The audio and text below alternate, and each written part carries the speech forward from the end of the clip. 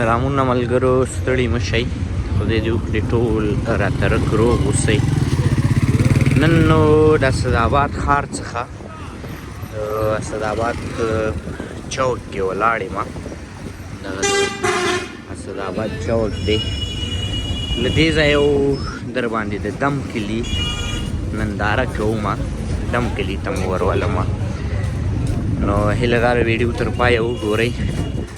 د سهار تقریبا 8 بجې دي. خلک د کارونو په لور غځېږي او خوځښت کوي. اسداباد ښار هم ورو ورو پرانیستل کېږي، ځکه چې سحر شو خلک خپلو کارونو ته راګرځي.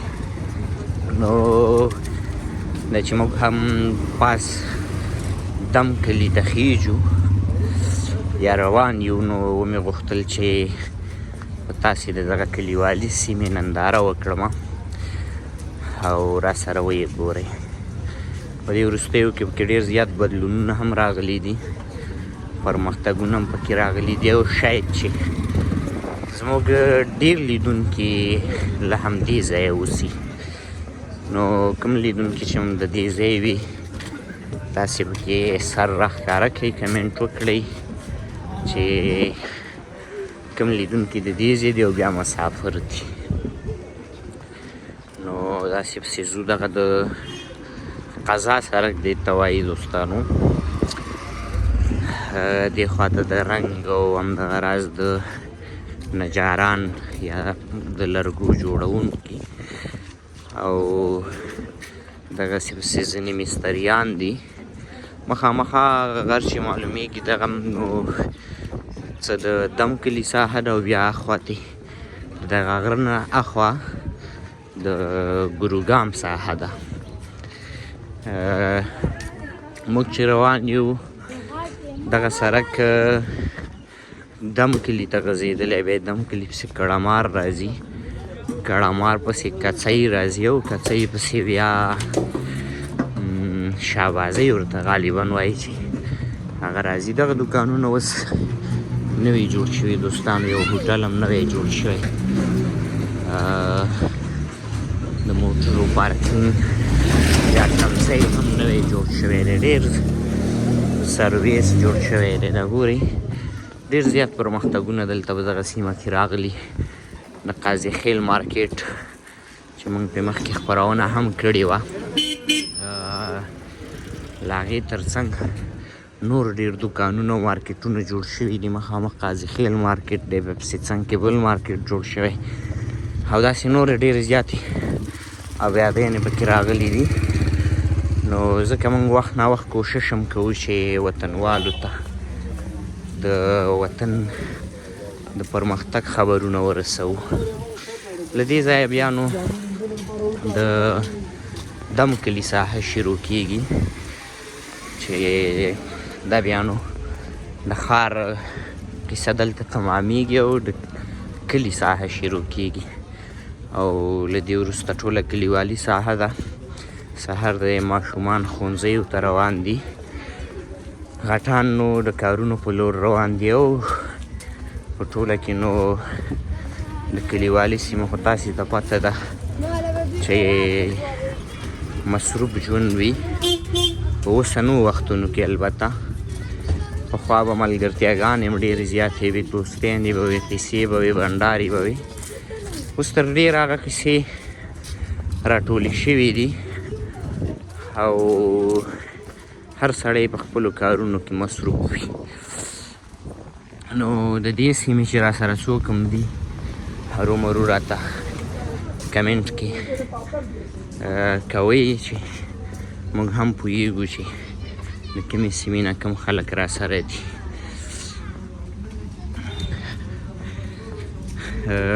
د دې سیمې د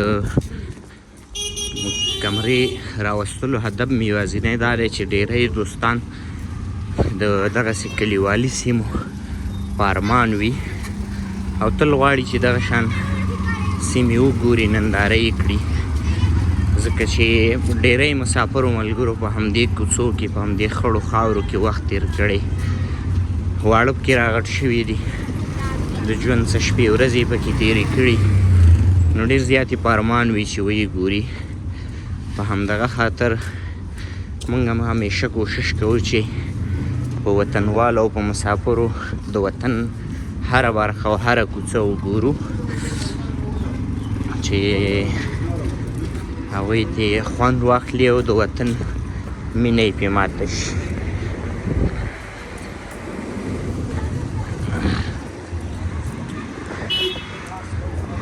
دغه هم نو د دم کلي ساحه ده، دغه جومات دی دوستانو، لوی جومات دی.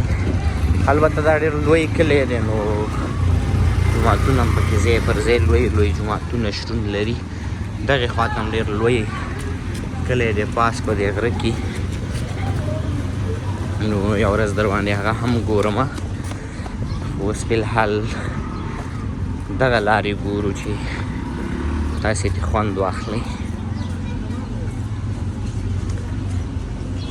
دا زموږ ویډیو هم دلته یو یادګار پاتې کېږي چې په 2006 کې اظهار په دغه سیمه کې ویډیو کړې وه.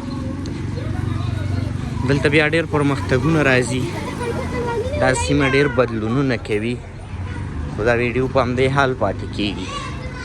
نو په دغه خاطر باندې دغه نو کلیوالي او دکان دی جوړ په خیر، صحت ښه دی، خیرت دی دوستانو. دغه نو تاسې پېژنئ دا په کلي کې په باګل مشهور دی او دغه کلیوالي دکان دی، ډېر ښایسته دکان یې جوړ کړی دی. موږ بره ورغلو د دې ځای او بیا د کلي خلک خو تاسې ته بهتره معلومه ده، هر سړی مینه ناک وي. په دعا او سلام کې چې دی له هر چا ټیټ وي، دعا سلام ډېر ښه کوي. تاسې ګورئ دوستانو دا بیل کیف او خوند لري چې سحر مهال دغه ماشومان د ښوونځیو په لور روان وي او غټان د کارونو په لور روان وي. نو چون د دې کلي خلک ډېر شمېرې په اسداباد کې کاروبارونه لري، څه یې په دولت کې وظیفې لري. نو په دغه خاطر باندې د دې سیمې دا خلک وګورئ چې ډېر په توندۍ سره او په تادۍ سره په بیړې سره د خپلو کارونو په لور باندې روان وي. خو ما ته د هر څه ډېر خوند چې راکوي هغه دا خوند راکوي چې دغه ماشومان د ښوونځیو په لور روان وي. دا بیا بیل ژوند دی او بیل خوند دی د دغه ژوند چې کله دغه ماشومتوب کې ښوونځی وایي. په هر حال دوستانو دغه و چې د دم کلي د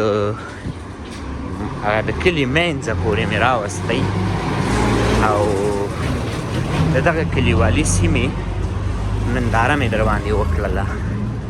تر بلې هغې چې اظهار سلارزی مو په درانه چوپړ کې حاضرېږي د سوکال آباد افغانستان په هیله او هیله ده له دغه ویډیو مو د وطن خوند اخیستی وي، د وطن مینه مو پرې ماته شوې اوسي.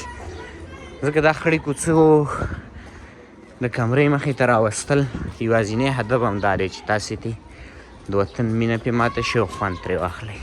هر چیرې چې وئ خوشحاله آباد اوسئ. خدای په امان.